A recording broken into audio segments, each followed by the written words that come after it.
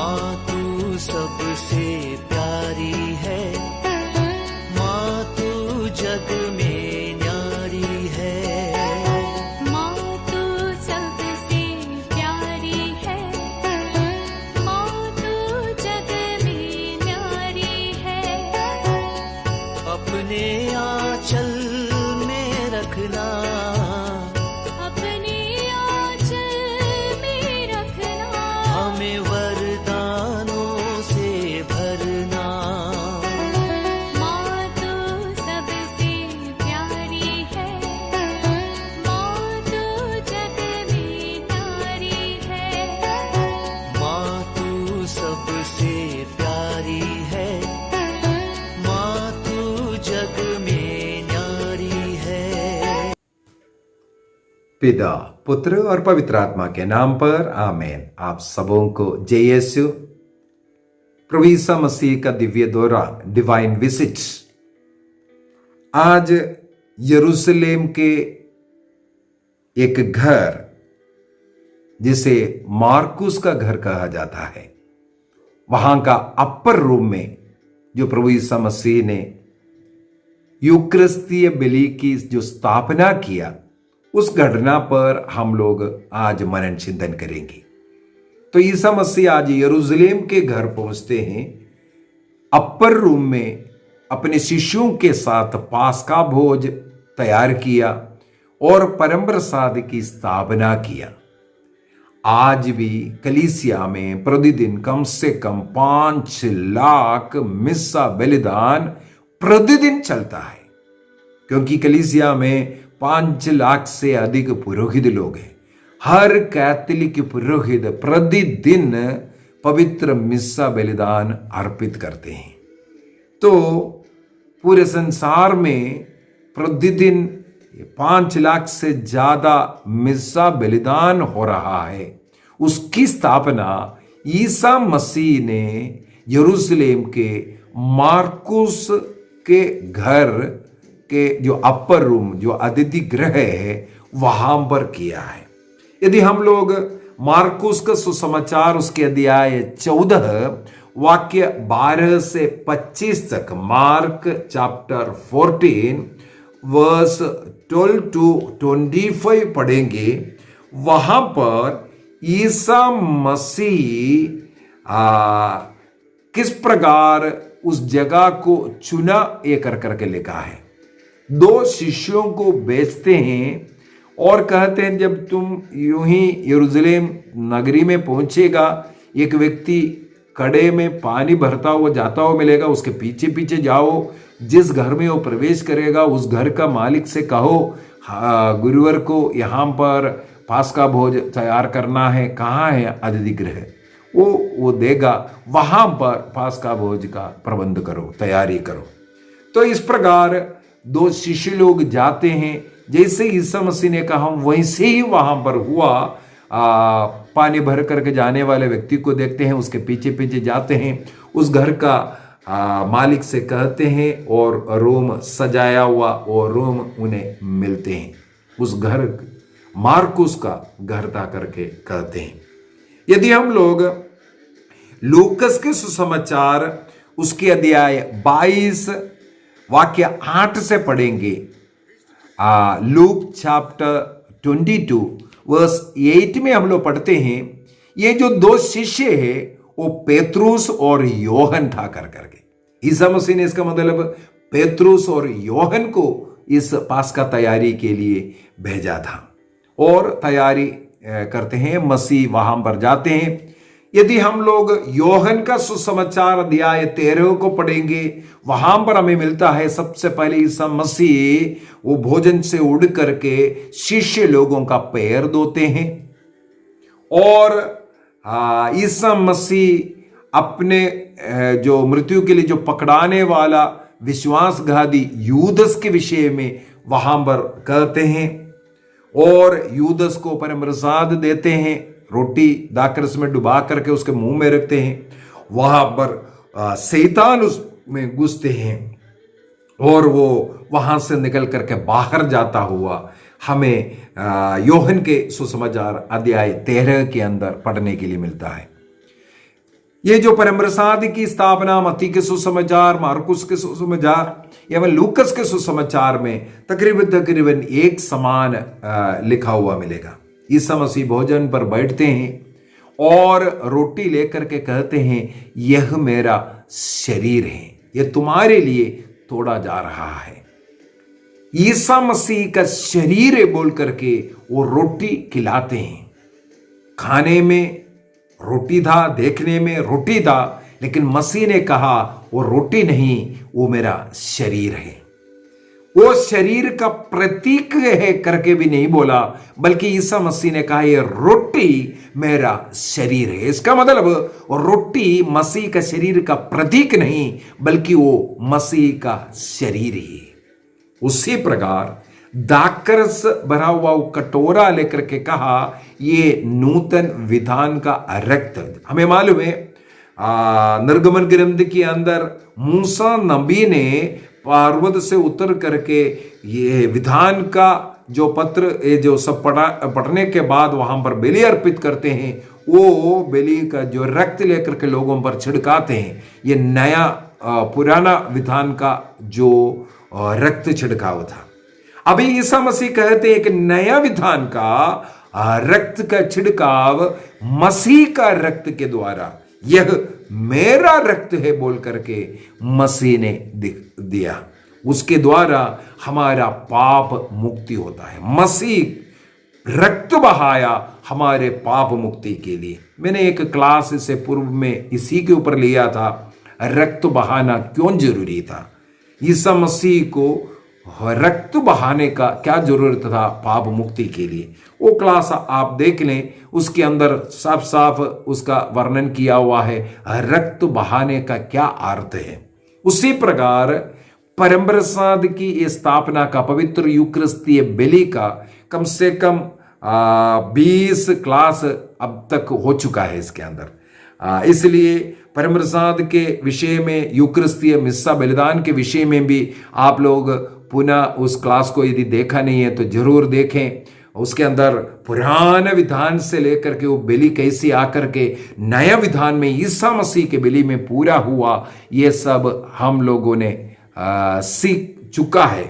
तो यहां पर आज हम लोगों को केवल उस घर में जो प्रभु के लिए जो स्थान दिया, सजाया हुआ वो एक हॉल उनके लिए प्रोवाइड किया, उस कारण मसीह वहां पर ये पास्का भोज तैयार करते हैं। और ईसा मसीह के कलवारी बलि के पूर्व संध्या में ईसा मसीह ने रक्त रहित बलि अर्पित किया। वो कलवारी बलि जो रक्त बहा करके होना है, उसी बलि को रक्त रहित बलि के रूप में यहां पर प्रभु ने स्थापित किया। इसके बाद कहा, यह मेरे स्मृति में किया करो। तब से लेकर के आदिम कलीसिया से लेकर के अभी तक प्रतिदिन जो क्रिस्त भक्त, क्रिस्त में जो बपतिस्मा लिया हुआ हम कैथोलिक विश्वासी लोग, प्रभु ईसा मसीह का ये क्रूस मृत्यु, दुख वो कष्ट, मृत्यु और पुनर्जीवन के यादगारी का ये बलि, रक्त रहित बलि को अर्पित करते आ रहे हैं, जिसे हम मिसा बलिदान या यूकरिस्ती या बलि आदि कहते हैं। तो हमें अपना घर, कल एक और क्लास होने वाला है ये माउस के घर जाने के विषय में। तो ये माउस के घर में जो हो रहा है वो भी एक घर है, वहां पर भी मिस्सा बलिदान हो रहा है। तो यहां पर मरकुस ने अपना घर, अपना सजाया हुआ वो जगह दिया, इस कारण उनका घर पहला गिरजाघर बना, हम ये बोल सकता है, जहां पर मिस्सा बलिदान प्रभु ने अर्पित किया था। वो घर मसीह के लिए दिया। इस कारण आइए हम एक निर्णय करें, हम अपने हृदय को, अपने शरीर को, अपना सब कुछ को प्रभु के लिए देंगे। प्रभु ईसा मसीह ने रोटी का चमत्कार दिखाया जब एक बालक ने 5 रोटी और 2 मछलियां दिया। प्रभु के हाथ में जब दिया वहां पर चमत्कार हुआ। इसी प्रकार मार्कुस ने अपने घर के एक कमरा मसीह के लिए दिया। वह संसार के अंत तक अर्पित करने वाला मिस्सा बलिदान का स्थापना का कारण बना। हमें भी अपना घर, अपना जीवन, अपना शरीर, अपना सब कुछ प्रभु के लिए अर्पित करना है। जब प्रभु को हम अपने को देंगे, अपना घर को देंगे, प्रभु उस घर को अनुग्रह का, आशीष का जगह बनाएगा। एक कहानी मुझे याद आ रहा है। एक बार पेतरुस और ईसा मसीह कहीं चल रहे थे, तो किसी शिष्य ने, किसी व्यक्ति ने मसीह को और पेतरुस को स्वागत किया और अपने घर में ठहराने के लिए। तो ईसा मसीह के लिए उन्होंने एक अच्छा सुंदर इस प्रकार जैसे सजा सजा मार्कुस ने कमरा दिया, उसी प्रकार उस व्यक्ति ने एक कमरा दिया और प्रभु से कहा, प्रभु सब कुछ इसके अंदर है, बाथरूम अटैच रूम है, एयर कंडीशन है, फल फ्रूट रखा हुआ है, भोजन रखा है, जो आया आपको मर्जी खाया पिया, खाओ पियो और आप सो जाइए। वो कमरा प्रभु के लिए उन्होंने दिया। इसके बाद पेतरुस के लिए भी एक दूसरा कमरा दिया और वो भी आदमी शांत रूप से जाकर के सोया। आज मसीह मेरे घर में आया बड़े खुशी के साथ।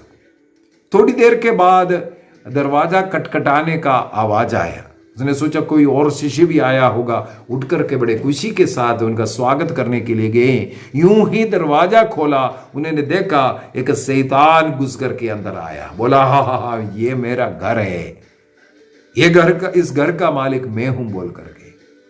और वो धक्का दे रहा है शैतान को बाहर निकालने के लिए और ईसा मसीह को चिल्ला चिल्ला करके बुला रहा है, लेकिन मसीह नीचे नहीं आया। मसीह बचाओ बचाओ कर करके चिल्लाए, लेकिन नहीं। बड़े मुश्किल से बहुत समय का धक्का दुक्की के बाद उस शैतान को बाहर धकेला और दरवाजा बंद किया।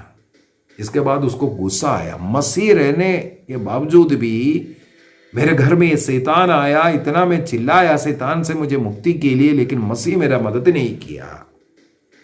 वो गया मसीह के कमरे पर ठक ठक ठक कर जोर जोर से खटखटाया। मसीह ने दरवाजा खोलकर पूछा, क्या है, डिस्टर्ब क्यों कर रहा है? बड़े आराम से एयर कंडीशन में सो रहा था, खा पी करके तूने जो कमरा दिया बहुत अच्छा, डनलप बहुत अच्छा, सोने के लिए मजा आ रहा था। तो वो गुस्सा कर करके बोला, प्रभु आप हो करके आप यहां था, लेकिन मैं चिल्ला रहा था शैतान से मुझे बचाने के लिए, लेकिन आप आकर के मेरा मदद क्यों नहीं किया? तो मसीह ने उससे बोला, तुमने मुझे एक कमरा दिया, इस कमरे में रहने के लिए सारे सुविधाएं देकर के मुझे इधर सुलाया, इसी वजह से मैं नीचे अन्य कमरे में अन्य बातों में मैं आया नहीं। उस व्यक्ति को समझ में आ गया। उस व्यक्ति ने बोला, प्रभु नहीं, ये पूरा घर आपका है, पूरा घर आपका है।